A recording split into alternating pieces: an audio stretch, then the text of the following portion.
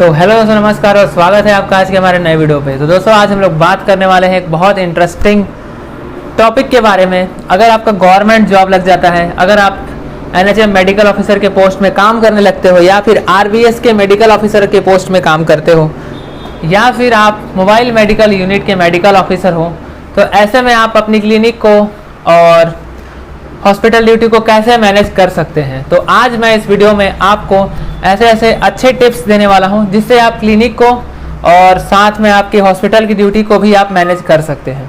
तो दोस्तों चलिए स्टार्ट करते हैं आज के वीडियो को और आपको थोड़ा सा इन्फॉर्मेशन देते हैं। तो सबसे इम्पॉर्टेंट बात ये होता है कि सुबह जो आपका रूटीन है, जो टाइम है उठने का, वो आप 6 बजे आपको सुबह मॉर्निंग में उठना है।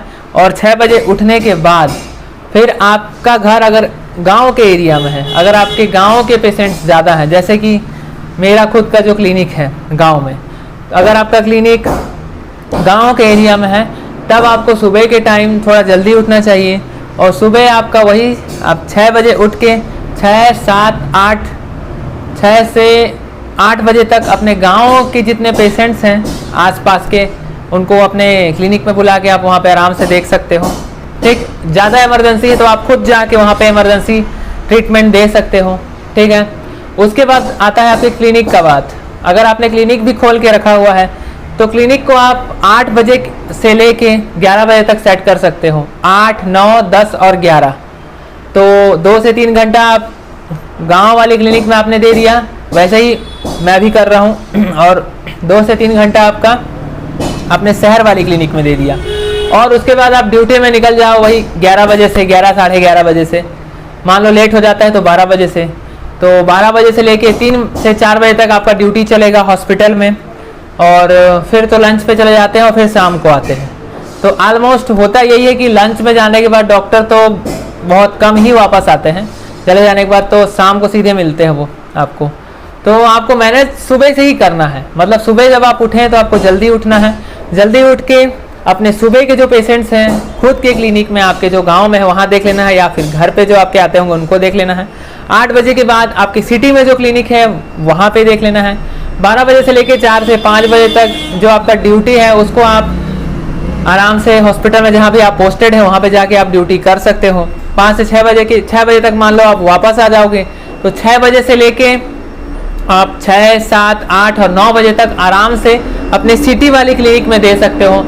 मान लो कि इन केस आपके सिटी वाली क्लिनिक में पेशेंट नहीं है शाम के टाइम, तो आपके घर वाले क्लिनिक में अगर आप पेशेंट रहते हैं, जैसे कि मेरे क्लिनिक में कभी कभी हो जाता है, यहाँ पे पेशेंट कम रहते हैं, तो कभी कभी उस साइड जो क्लिनिक है गांव में वहाँ पे पेशेंट ज़्यादा रहते हैं। तो उस टाइम पे आपको करना ये है, ये जो टाइम है इसको मैनेज करने के लिए आपको एक नर्सिंग स्टाफ रख लेना है, बीएससी नर्सिंग, एएनएम या जीएनएम, जिसको 2 से 3 साल का एक्सपीरियंस हो, जो इंजेक्शन लगा सके, जो आयुर्वेदिक मेडिसिन के बारे में थोड़ा बहुत नॉलेज हो और एलोपैथिक मेडिसिन के बारे में भी नॉलेज हो। ऐसा एक नर्सिंग स्टाफ रखना है।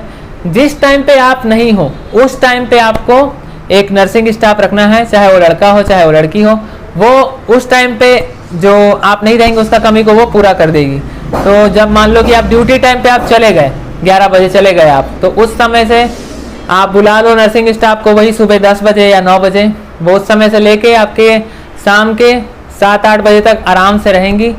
और या फिर लड़का रखते हो तो रहेगा। और आराम से जो खाली टाइम आपका हो रहा है, मान लो कि अगर पेशेंट आपके उधर हैं तो आप उधर चले गए, अपने घर के पेशेंट को देख लिए, और इधर अगर नर्सिंग स्टाफ रखे हो, कुछ पेशेंट अगर आ जाते हैं तो वो यहाँ पे हैंडल करके रखेगी और पैसा भी कलेक्ट करके रखेगी। तो थोड़ा आपको दिमाग लगाना पड़ेगा। अगर आप सोचोगे कि मैं यहीं पे बैठे रहूं और पैसा आते रहे तो ऐसा नहीं होगा, थोड़ा स्ट्रगल तो करना पड़ेगा। देखो बार बार आप लोग सवाल बोलते हो कि सर सैलरी कितना है, सैलरी कितना है। बीएएमएस करने के बाद स्टार्टिंग सैलरी 25-30 हज़ार रुपये ही रहता है, ज़्यादा सैलरी आपको एकदम से नहीं मिलेगा। या तो पीएससी के थ्रू आपका हो तो कहीं आपको 70-80 हज़ार मिल जाए, या तो फिर आपने एमडी किया हो और एमडी से आपका रेगुलर पोस्ट में हो, तो रेगुलर पोस्ट की वैकेंसी निकलती नहीं है। तो आपके सामने प्रॉब्लम ये है कि बहुत लोग पूछते हैं कि सर बीएएमएस बहुत ज़्यादा क्यों कर रहे हैं स्टूडेंट। तो प्रॉब्लम यहाँ पे ये है कि बीएएमएस को कुछ स्टेट में एलोपैथी अलाउ है, प्लस सर्जरी भी अलाउ है। बीएचयू के डॉक्टर्स और कर्नाटका साइड के डॉक्टर्स कर रहे हैं, एमएस जो किए हुए हैं, जो एक्सपर्ट हैं। तो अब यहाँ पे सोचने वाला बात ये है कि कुछ चीज़ें को देख के, बेनिफिट को देख के लोग इस साइड भाग रहे हैं, जिनको इंटरेस्ट नहीं भी है ना, भेड़ चाल चल रहे हैं, और वैसा होना नहीं चाहिए। तो यही चीज़ है, सैलरी को लेके बहुत ज़्यादा आप लोगों के माइंड में सवाल रहता है। देखो, आउट का जो एरिया रहता है ना, किसी भी स्टेट का जो आउटर एरिया रहता है ना, वहाँ पे ही BAMS डॉक्टर्स को भेजा जाता है, क्योंकि वहाँ पे MBBS डॉक्टर नहीं जाते हैं। और सैलरी वहाँ का ऐसा ही रहता है, 25 से 30 हज़ार ही स्टार्टिंग रहता है, और संविदा का वो पोस्ट रहता है, बाद में फिर वो बढ़ता है, 40-45 हज़ार हो जाता है 2-4-5 साल 10 साल जब आप काम कर लेते हो, और वो एक्सपीरियंस आपका काम आता है। तो ये सैलरी से रिलेटेड जो डाउट है आपके दिमाग में ना, इसको हटा दो कि कम मिलता है, बहुत कम है। आप मेहनत करो ना, खुद की क्लिनिक से आप 2 लाख रुपए कमा लो, वो 25-30 हज़ार उधर से मिल गया, 2,30,000 हज़ार हो गया। टाइम दो, अपना टाइम दो, रात को 9 बजे के बाद फ्री हो जाओगे आप, आराम से 9 बजे से लेके 10-11 बजे तक थोड़ा टहलिए, घूमिए फिरिए, अपने दोस्त जो यार हैं आपके उन लोगों के साथ बात करिए, रात को फिर सो जाइए। थोड़ा मेहनत करना पड़ेगा, स्ट्रगल करना पड़ेगा। और या तो फिर सीधा सीधा फंडा ये है, पर्टिकुलर एक डिजीज़ का सुपर स्पेशलिस्ट बन जाओ। पैरालिसिस का प्योर आयुर्वेदिक ट्रीटमेंट दो, एलोपैथी फिर मत करो, एलोपैथी एकदम नहीं करना है, बिल्कुल बंद। पैरालिसिस पकड़ लीजिए, या जॉन्डिस, या फिर आपका सोरियोसिस, एकदम परमानेंट ट्रीटमेंट दो।